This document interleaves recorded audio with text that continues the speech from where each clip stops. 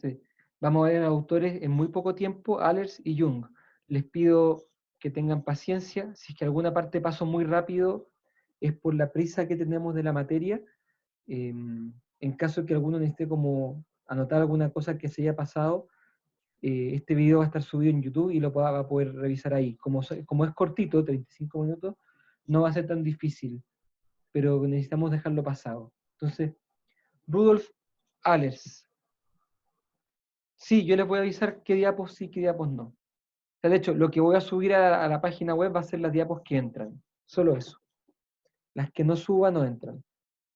Entonces, Rudolf Allers.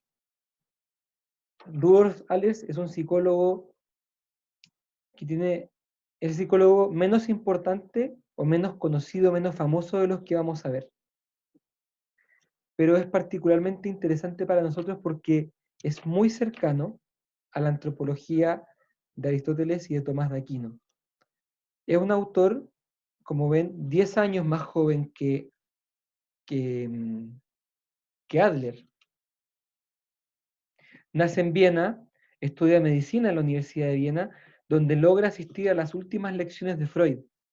Parece que Freud dictó sus clases en Viena. Se especializa en psiquiatría y trabaja como asistente de Kraepelin, quien es uno de los psiquiatras pilares de la psicopatología moderna. En la Primera Guerra Mundial sirve como médico y a partir de 1918 se convierte en discípulo de Adler, del que acabamos de ver. Después de 9 años de discipulado con Adler, se separa de allí y junto con Oswald Schwartz y el joven Viktor Frankl eh, se sienten impulsados a formar algo con la necesidad de integrar a la psicología los aspectos filosóficos, antropológicos y religiosos. O sea, no basta, para estos autores, no bastaba con entender el psiquismo, había que entender el ser humano más profundamente, para poder entender mejor el psiquismo. Por eso es que, consciente de esta necesidad, ingresa a estudiar filosofía, o sea, estudia filosofía en la Universidad Católica de Sacro Cuor, donde estudia a Agustín de Hipona, a Tomás de Aquino, a Max Scheler y trabaja con Edith Stein, una famosa fenomenóloga que después se va a meter a monja. En 1938 se instala en Washington y dicta clases de psicología. Se dan cuenta que todos terminan en Estados Unidos. Allá estaban, bueno, las oportunidades para escapar de una Europa que estaba devastada por distintos temas. A partir del año 48 dicta clases de filosofía en Georgetown University y muere el año 63. O sea, este es un psicólogo que se interesa por la filosofía y por la antropología. ¿Cuáles son sus principios antropológicos básicos? Se propone fundar una psicología que explicite con claridad cuáles son los fundamentos filosóficos y antropológicos que están a la base. O sea, no quiere, como pasa con la obra de Freud, que uno ande adivinando qué es lo que Freud creía o pensaba del ser humano. Él decía que había que partir por explicitar cuál es la mirada del ser humano que hay. En el caso de lo que plantea Allers, para él, el hombre está dotado de razón y de voluntad y goza de libertad. ¿Les suena? En contraste con el psicoanálisis, que para Allers es una mirada desde lo bajo, es decir, a partir de las pulsiones, entender al ser humano, Allers plantea que la psicología tiene que atreverse a mirar las cosas desde lo alto, es decir, desde lo espiritual, desde lo racional, desde la voluntad, hacia las pulsiones. Porque esta mirada permite entender mejor, por así decir. El que mejor conoce el terreno no es el topo, sino la águila. El águila que está desde el cielo y mira para abajo, ve mejor que el topo que desde abajo mira para arriba. Entonces, incluso Allers es propicio a que se integre la mirada de la religión como una verdad más profunda para poder hacer psicología. Allers, como buen discípulo de Adler, plantea que toda acción humana está orientada a un fin. Lo mismo que decíamos del finalismo de Adler. Sea consciente o inconsciente. Y dice también que todo obrar humano está orientado por la ley de que se busca lo más alto y se rechaza lo más bajo. Esta es la ley de preferencia que gobierna a la conducta y que equivale al carácter. Si se dan cuenta, es muy parecido a Adler. Esta ley de movimiento se parece mucho a la ley de preferencia. Lo que sí, Adler plantea que los valores que rigen la ley de movimiento o la finalidad de la búsqueda no son solamente subjetivos, o sea que no depende de cada uno. Adler dice que en la vida real hay una jerarquía objetiva de valores. Hay cosas que son mejores que las otras. Eh, no, Allers considera que que no todas las cosas valen lo mismo y que hay valores y cosas que valen más la pena que otras, ¿cierto? Y Allers dice que las personas normales están de acuerdo con la jerarquía de valores objetiva y que las personas anormales lo rechazan. Por así decir, había una realidad desde las cuales aparecen unas ciertas leyes naturales de vida, de conducta, que en medida que se consideran como reales y se asumen, se alcanza la normalidad. Y en medida que hay como rebelión hacia estas normas, habría neurosis o anormalidad. La normalidad o neurosis tendría tres causas posibles: la mala voluntad, la alienación mental mediante psicosis y la neurosis, que participa un poco de ambas. Neurótico sería aquel que se rebela contra los valores objetivos sin darse cuenta de ello. El que se rebela, por ejemplo, contra la fraternidad. El que, por ejemplo, copia, o el que, por ejemplo, se corrompe o se colude. Se rebela contra los valores objetivos, pero en este caso se da cuenta. Neurótico es el que lo hace sin darse cuenta. El que va por la vida, por ejemplo, dañando a los demás sin darse cuenta que lo hace. Allers identifica el afán de poder de Adler con el vicio llamado soberbia, que dice que puede ser no del todo consciente y que influye en el carácter. Lo que para Freud es represión, para Adler se llama autoengaño. Y el carácter ficticio de la vida del neurótico, que para Adler era el fin ficticio, por ejemplo, el ser como Dios, Adler le llama la mentira existencial, la mentira de creer que ese es Dios, la mentira de creerse un cuento que es falso. En el caso del joven este que es pateado, la mentira de creerse el hombre superior, el macho alfa, cuando en realidad le tiene miedo a las mujeres. Inautenticidad también le llama. En el fondo, dice Allers, el neurótico no sabe de su propia rebelión, pero tampoco quiere hacerse consciente de ella, ni tampoco se hace responsable. O sea, como se dice muy chileno, se hace el gil, con otras palabras, ¿cierto? Pero tampoco, y tampoco se quiere hacer cargo de esto que se hace el gil. ¿Bien? Allers considera que San Agustín es el primer autor del concepto de inconsciente. O sea, Allers dice que Freud no es el descubridor del inconsciente, sino que Agustín de Hipona lo habría postulado primero. Sí, consulta. Es que, profe, va muy rápido. No estoy entendiendo mucho, pero una cosa de la primera diapositiva de teoría psicológica decía como de que la ley de que el valor más alto debe preferirse al más bajo. No entiendo a qué se refiere. Significa que todo orar humano está orientado a hacer lo mejor, a conseguir lo mejor. Si puedo obtener el primer lugar, mejor que el segundo. Si puedo comer más rico, mejor que comer menos rico. Si puedo, si puedo ser el mejor del curso, es mejor que ser el mediocre.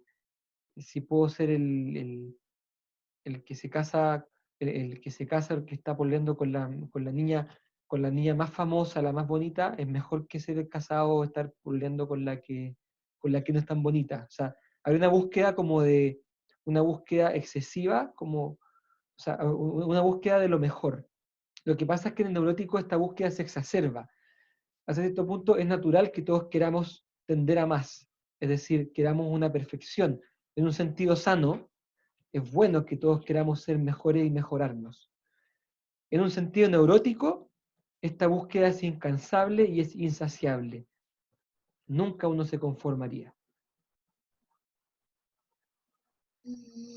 Pero, ¿cómo se va a equivaler al carácter si todos tratan de ir hacia lo mejor?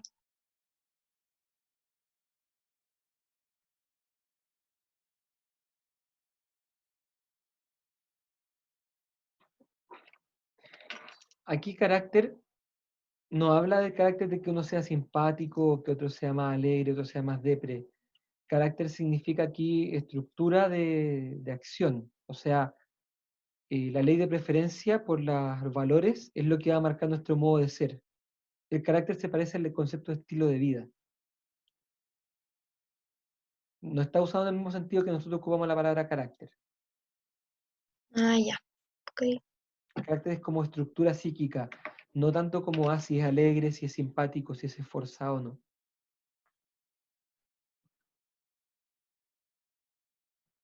Entonces decíamos que Allers rescata a Agustín de Hipona y lo postula como el autor del concepto de inconsciente cuando Agustín de Hipona habla de las dos voluntades que hay en el interior.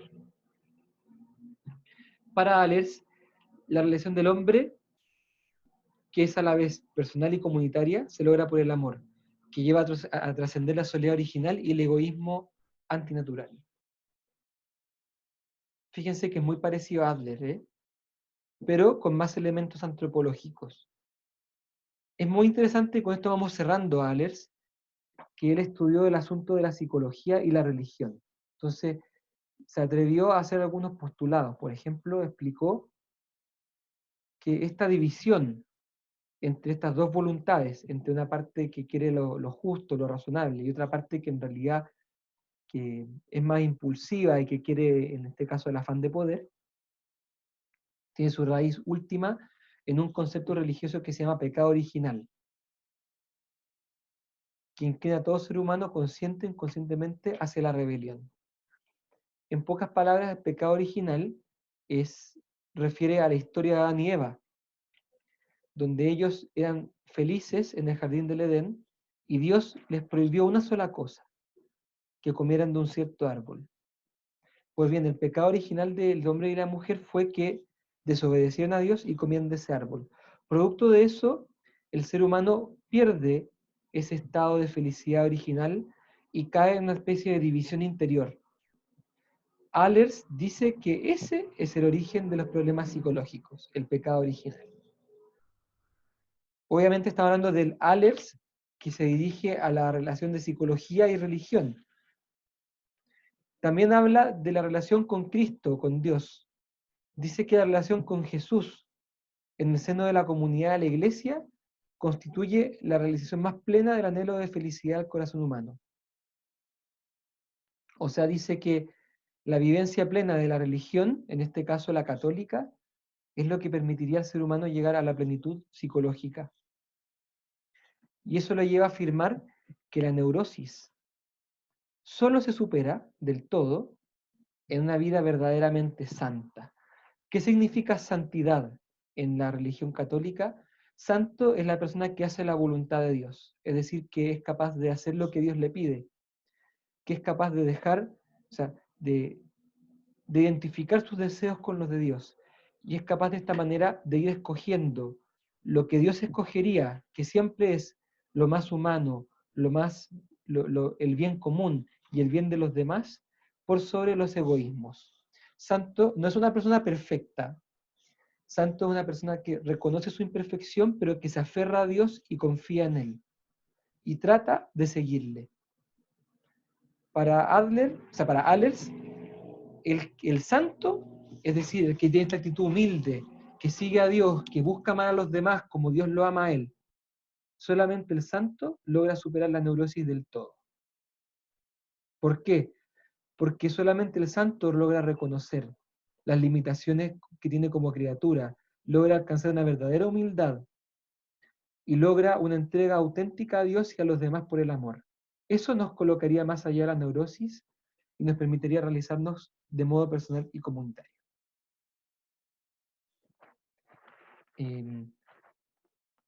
Fíjense entonces también la obra de Allers puede ser muy interesante para las personas que profesan alguna religión o que son creyentes, porque él es de los pocos psicólogos que se atrevió a hablar del tema desde la perspectiva religiosa. Muy, muy interesante para el que está interesado en estos temas. Lo vamos a dejar hasta aquí. Allers, en pocas palabras, para que evaluemos su contribución, es un autor que, continuando con el legado de Adler, le da un sustento antropológico y filosófico, e incluso una compatibilidad con lo religioso.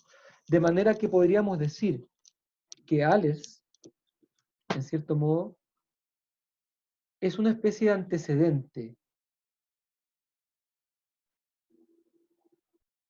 una especie de referente, no el más importante ni el antecedente directo, pero un antecedente a tomar en cuenta en la psicología interior de la persona, en el sentido de que también la psicología interior de la persona tiene como vocación plantearse una psicología en un marco antropológico y filosófico claro, donde la razón y la voluntad es lo primordial y donde a partir de esta mirada espiritual se ilumina todo el dinamismo interno del ser humano, desde arriba para abajo y no desde abajo para arriba.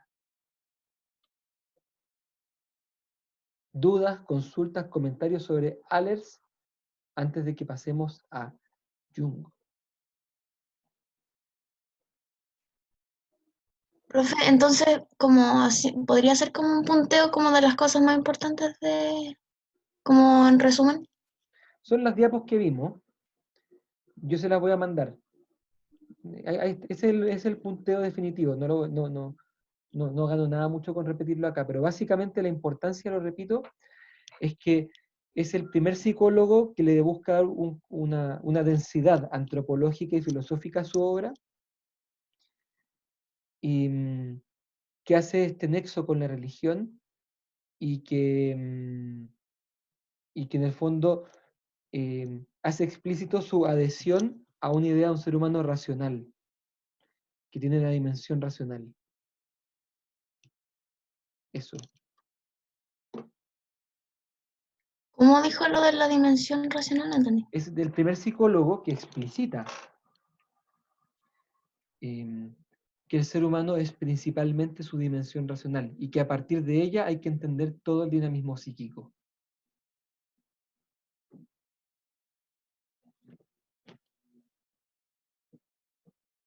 Bien, vamos a cerrar el cuadrito de Allers y vamos a pasar al de Jung.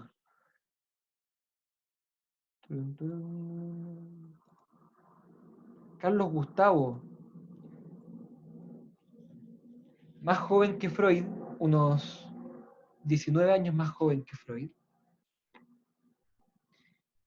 era el hijo predilecto de Freud, era el hijo espiritual, era, era aquel hombre en quien Freud veía su heredero psicoanalítico. Vamos a conocerlo. Nace en Suiza, 26 de julio. Su padre era pastor protestante y su madre, en palabras de Jung, era fascinante. ¿Por qué? Porque tenía una especie de doble personalidad. La madre tenía un lado como que era como una mujer buena, correcta, y tenía un lado B, donde practicaba espiritismo y le interesaba, leía el tarot y le interesaban los temas astrológicos y em, los temas como esotéricos. Los padres tuvieron un matrimonio difícil y a partir de eso em, Jung también se da cuenta que él tiene como una personalidad 1 y 2. Una personalidad 1, que es con la que se relaciona con los demás, que es más alegre, y una personalidad 2, que es introvertida. Es solitario y muy lector, se casa con Emma Jung.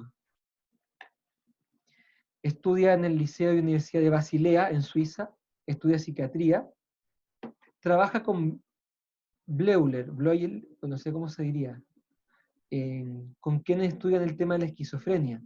También estudia con Janet el tema de la disociación y finalmente conoce a Sigismundo Freud. En 1907 tiene un notable encuentro con Freud, quien lo considera como su hijo y sucesor espiritual. Freud ve en Jung un aliado muy conveniente, porque como ustedes vieron conmigo, los principales colaboradores de Freud eran todos judíos, de origen judío. Entonces Freud quería tratar de validar su terapia psicoanalítica fuera del contexto judío, y, y Jung era el candidato perfecto para hacerlo, porque Jung era ario, era blanco y no era judío, y era suizo. Jung era una persona que a nivel de marketing le convenía mucho a Freud. Por eso es que lo adoptó y lo hizo presidente de la Asociación Internacional de Psicoanálisis, después de Adler, ¿cierto? Pero, al igual que Adler, esta relación de amistad o de discipulado no va a correr no le va a ir bien, va a tener Freud va a tener una mala recepción del libro Metamorfosis y símbolos de la libido, donde Jung plantea un complejo de Edipo espiritual. Y finalmente, después de una relación que verdaderamente es telenovelesca, le ponen punto final en 1913 a su relación, con mucho dolor de parte de Freud, pero Jung también con mucha emoción, porque por fin iba a poder hacer su propio camino. ¿Cuáles son las diferencias que Jung tenía con el psicoanálisis? Decía que era excesivamente enfático en el factor sexual. Para Jung la libido es neutra. Jung no estaba de acuerdo con que el psicoanálisis rechazara la religión. Para Jung la religión era un tema importante e interesante de analizar. También Freud consideraba que el psicoanálisis reducía demasiado toda la causalidad. Además, no estaba de acuerdo con que Freud tuviera tanta dificultad para nuevas ideas. Y finalmente consideraba que que Freud era un autoritario. Lo que está abajo no lo vamos a leer porque está de más. Vamos a ver algunos conceptos de la teoría junguiana, los que alcancemos a ver. Libido, la tópica de Jung, porque así como Freud tiene sus dos tópicas, Jung tiene la suya propia. Estructura de personalidad, principio de individuación, etapas de la vida y sincronicidad. Vamos a ver lo que alcancemos a ver. Libido. Para Jung, la libido es neutra, no es sexualizada. Que puede actuar como sexualidad, sí, pero es neutra, y por eso es que podría actualizarse como sexualidad, moral, instinto, espíritu. Jung sostiene que energía es un concepto por el cual intentamos expresar por analogía todas las manifestaciones de fuerza. Ellas tienen una cierta cantidad, una cierta intensidad. Existe un flujo en una dirección que tiende a la eliminación de los opuestos, por ejemplo, alto y bajo. Un lago en una montaña fluye por su vertiente hasta que toda el agua está abajo y se acaba. Eso sería energía.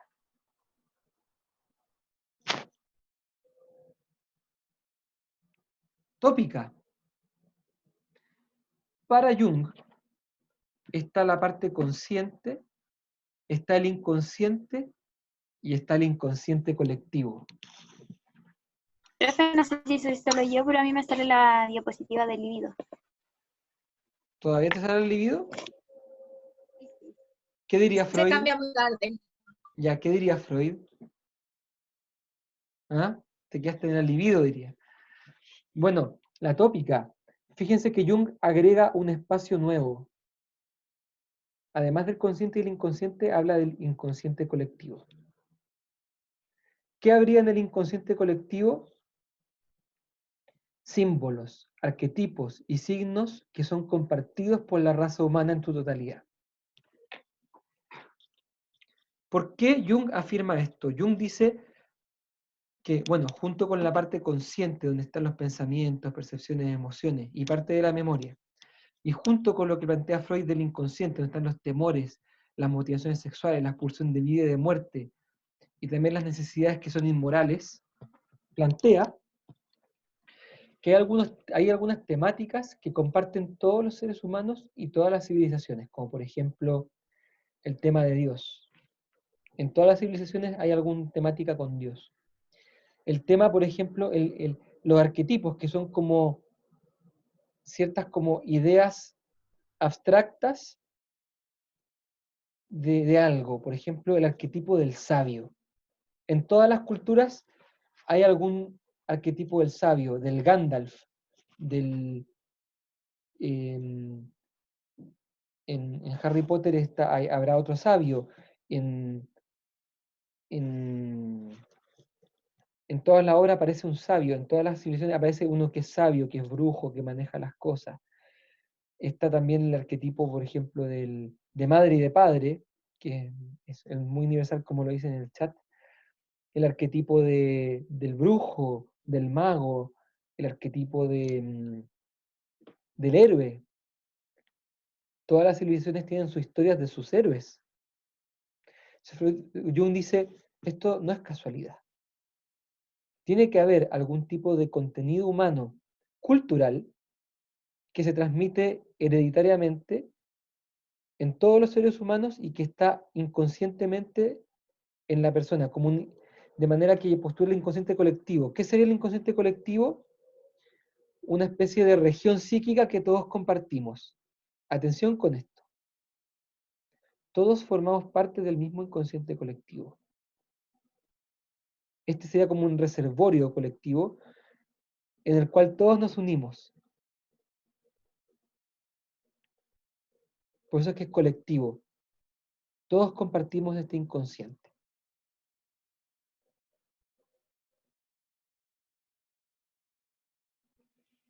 Más en detalle, el nivel consciente, ¿qué dice Jung de él? La conquista de la conciencia fue la fruta más deliciosa del árbol de la vida. El arma mágica que dio al hombre el triunfo sobre la tierra y que esperamos le facilitará la victoria mayor todavía sobre sí mismo. Un comentario de Jung sobre el consciente, que permite el triunfo, ¿cierto? Sobre la tierra, el triunfo sobre lo externo y el triunfo sobre lo interno. El inconsciente personal es depositario de todos aquellos contenidos psíquicos que han sido olvidados en el transcurso de la vida. Además, contiene todas las impresiones subliminales o percepciones cuya energía es demasiado pequeña para poder alcanzar la conciencia.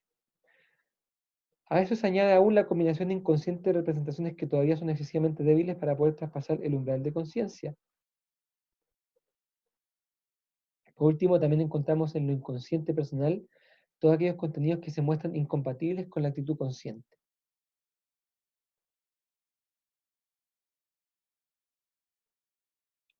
Y aquí está el inconsciente colectivo. Es idéntico a sí mismo en todos los hombres y constituye así un fundamento anímico de naturaleza suprapersonal existente en todo hombre. Sí, las ideas innatas vendrían del inconsciente colectivo.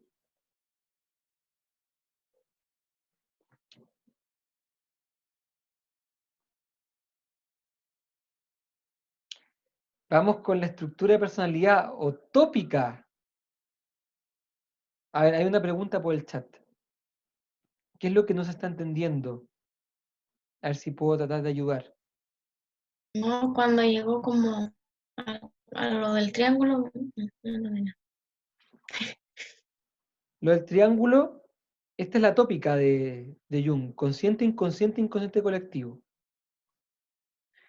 Sí, pero Aquí, como que con la frase, como que habían unas citas, pero no encuentro que no se entiende con solamente la cita. O si pudiese agregar en el Power alguna información que dé más que las citas, porque Sobre el consciente, importante que el nivel consciente es el arma del hombre que le permite el triunfo sobre lo externo y sobre lo interno. Sobre el inconsciente personal es todo aquello que se ha olvidado, reprimido, también los deseos inmorales, etc. Y el inconsciente colectivo es idéntico a sí mismo en todos los hombres, constituye un fundamento anímico de naturaleza suprapersonal, o sea que está más allá de la persona y que existe en todo hombre. pero esas dos cosas sí las podría anotar en el mismo Power. ¿Sí? Ok. Sí. Gracias. Estructura de la personalidad. ¿Se acuerdan la de Freud? La del yo, ego, yo, ello, super yo. Ya, voy a subir el PTT apenas termine, promesa. Fíjense, esta estructura es muy distinta y mucho más compleja.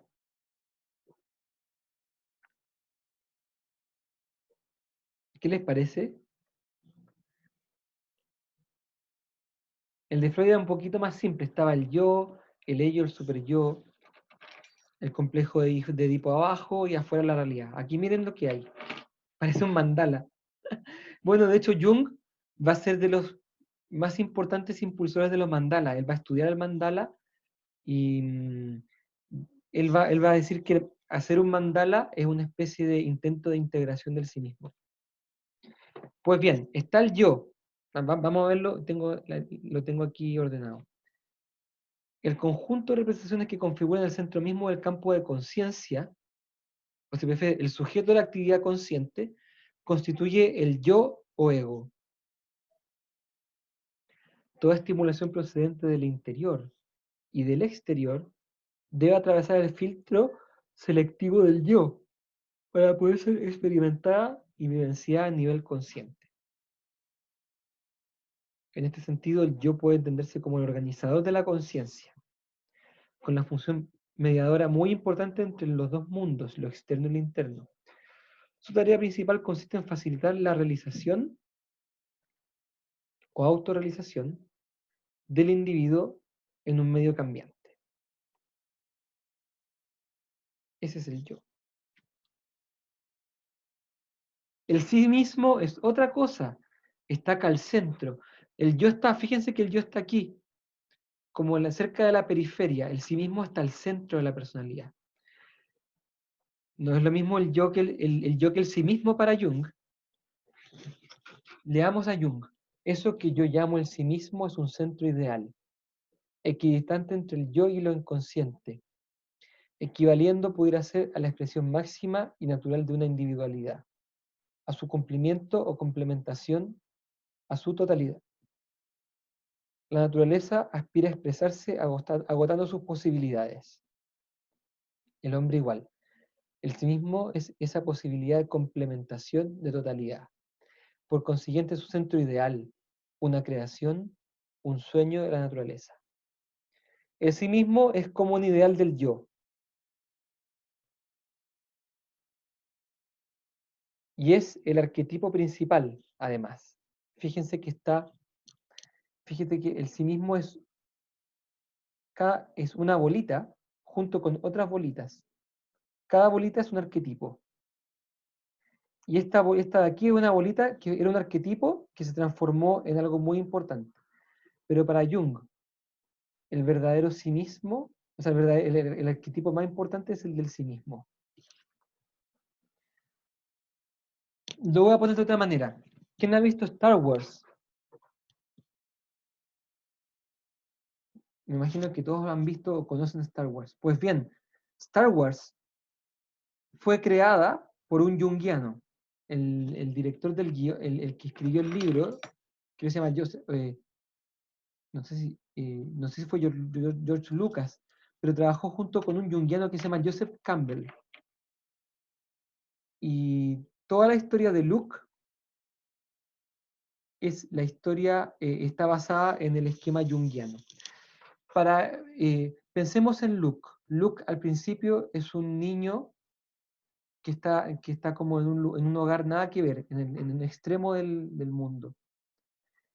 Él tiene un yo, él cree ser un niño más, pero adentro tiene un sí mismo que representa el yo ideal, aquello en lo que se tiene que llegar a convertir. Digámoslo de otra manera, Luke siempre fue predeterminado a convertirse en un Jedi. Siempre lo fue. En el fondo, lo que le faltaba era descubrirlo. Entonces, ¿qué va ocurriendo? Que él entra en contacto con algunos maestros que le ayudan a descubrir quién es él realmente. En otras palabras, ayudan al yo a que conozca mejor cuál es su sí mismo. ¿Y cuál va a ser la tarea del yo a lo largo de la vida? Conocer el sí mismo ideal y tratar de aproximarse a él. Es decir, transformarse en el ideal que uno tiene que ser.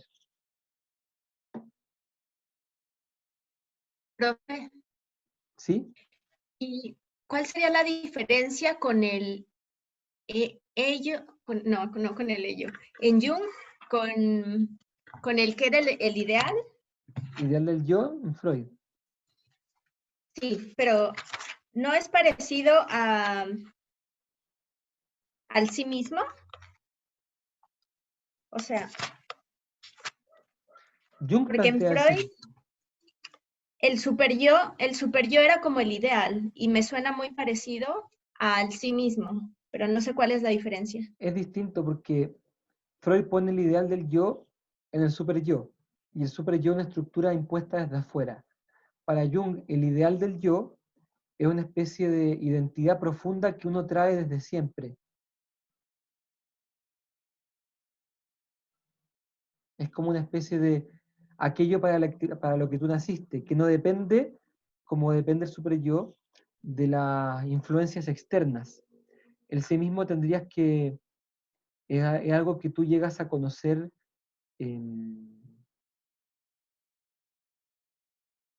es algo que que tú tienes que empezar a conocer, pero que tú traerías de siempre, como tu misión en la vida. Entonces, claro, es el ideal, pero Jung no lo ve el ideal junto con el super-yo, no lo ve como un ideal castigador o expuesto desde afuera. Él sí mismo lo ve como un ideal verdadero del yo, donde está inscrita la misión de vida. Fíjense que Jung, junto al yo, coloca un espacio que se llama la sombra, que es aquella personalidad oculta, reprimida, casi siempre de valor inferior y culpable, que extiende sus últimas ramificaciones hasta el reino de los presentimientos animales, y abarca así todo el aspecto histórico del inconsciente. Las sombras son aquellos aspectos que yo no quiero admitir de mí mismo, como por ejemplo que me gusta ser corrupto, que me gusta ser goloso, que me gusta...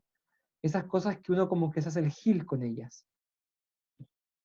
Es un lado como oscuro, pero que Jung dice que hay que conocer y que hay que asumir.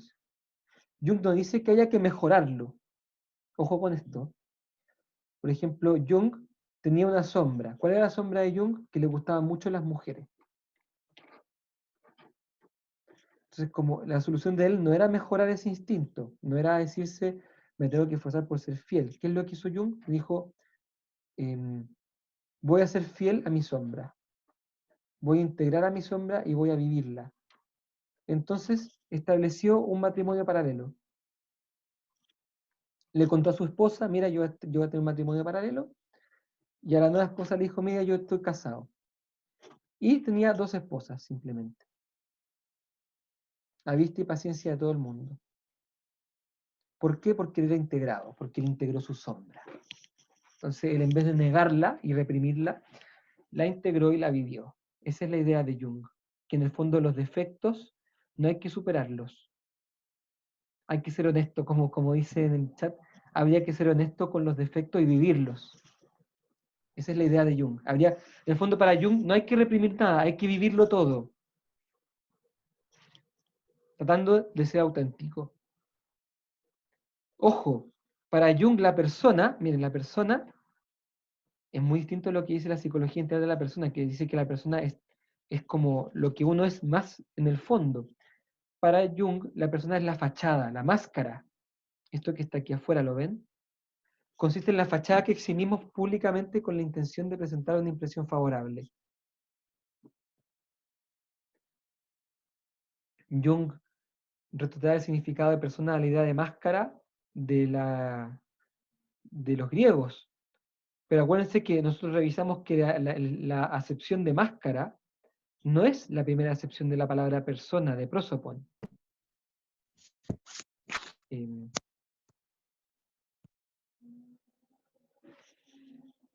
La persona es el personaje con el que uno se relaciona con el mundo.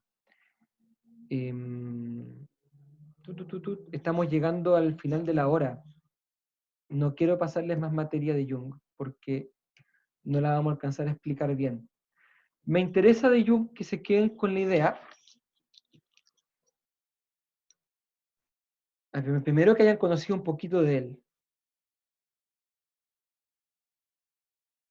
Segundo, bueno, que es un disidente, que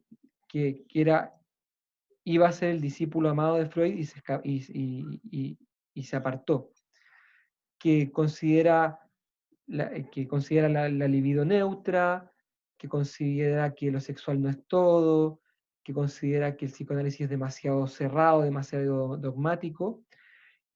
Muy importante que Jung se abre a esta dimensión del inconsciente colectivo.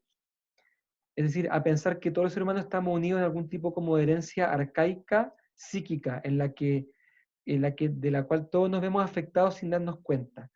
Y en este inconsciente colectivo están los arquetipos, que son estas como imágenes ideales de personas.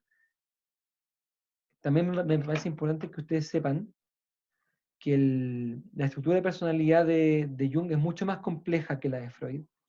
Tiene muchísimas capas, que para él la persona es solamente lo externo, que para él la sombra es algo que hay que aceptar, que el sí mismo es el arquetipo que hay que tratar de alcanzar y de lograr vivir. Esto, entre otras muchas cosas, estamos siendo muy injustos con Jung al verlo así. Pero bueno, es lo que tenemos, y el que esté más interesado en Jung podrá profundizar también. Es un autor interesante que toca muchos temas que ningún otro psicólogo había tocado antes. Un autor muy libre, un pensador que dijo todo lo que pensaba, y que también lo otro lindo es que integra el tema espiritual. Aunque ojo, que para Jung espiritual no es lo mismo que para nosotros. Jung, dentro de lo espiritual, incluye todos los fenómenos que se llaman preternaturales, es decir, que tienen que ver con el esotérico, con espiritismo, espíritus, almas en pena, e incluso pactos con el demonio. Todo eso también es del interés de Jung. Es un autor como que le hizo a todo. Y también yo creo que hay mucho que rescatar de él, pero hay que filtrarlo bastante. De hecho, hay varios autores católicos que han tratado de rescatar a Jung y de filtrar lo que hay de positivo en él. Hay algunos sacerdotes por ahí que yo tengo algunos libros. Pero lo cierto es que también hay otros autores católicos que están en desacuerdo con todo lo que plantea Jung. En fin, un autor muy interesante,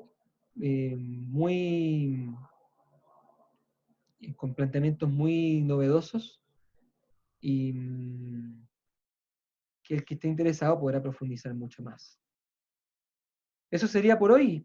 Estimado, gracias por su paciencia, por su esfuerzo. Hemos logrado conocer harto, avanzar muchísimo. Voy a Alsengrun, yo creo sí, yo creo que sin duda debe tenerle mucho cariño a Jung. Deben estar como por ahí, ¿no? Voy a subir al tiro las diapos, y gracias por su cariño, por su intento de avanzar a este ritmo. Que tengan un buen par de semanas. Todas las dudas que tengan y todo me pueden escribir ya. Quedo atento. Un abrazo, cuídense.